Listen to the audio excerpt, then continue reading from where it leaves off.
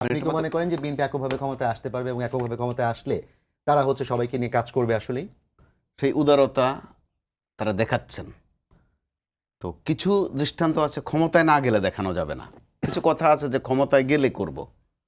তো না যাওয়া পর্যন্ত প্রমাণ নেই, কিন্তু কয়েকটা প্রমাণ কিন্তু এরই মধ্যে আছে। যেহেতু আমাদের সামনে ভোটের কোনো জরিপ কিন্তু আসলে নেই, পরপর টানা 3টা মেয়াদ আমাদের সামনে যে নির্বাচন, ওখান থেকে আমরা কোনো অঙ্ক নির্ধারণ করতে পারি না, এমনকি 2008-এরটা থেকেও পারি না। রাইট। তো এরপরও দৃশ্যমান যেটা যে বিএনপি এককভাবে শক্তিশালী দল, তো ওই জায়গার থেকেও তারা কমিটমেন্ট দিচ্ছে যে এককভাবে বিজয়ী হলেও অন্যান্যদেরকে নিয়ে সরকার গঠন করবে, এটা উদারতার পরিচয় একটা। আরেকটা পরিচয় হচ্ছে গত মাস কয়েক ধরে আপনি দেখেন এত বড় একটা দলকে ছোট্ট খাট্ট দল যেভাবে নাকানে চুবানে খাওয়াচ্ছে, আমাদের সমালোচনা করছে। আমাদের কুমিল্লার আঞ্চলিক ভাষায় বলে যে বুক মাটিতে লাগিয়ে ফেলা। বিএনপি কিন্তু আক্রমণের শিকার, চরম আক্রমণের শিকার।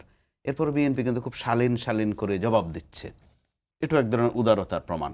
কিন্তু এর মধ্য দিয়ে যারা বিরোধী দল হবেন অথবা যাদের অবস্থান নিজেরাও উপলব্ধি করতে পারছেন যে ছোট, তাদেরও উপলব্ধির বিষয় আছে।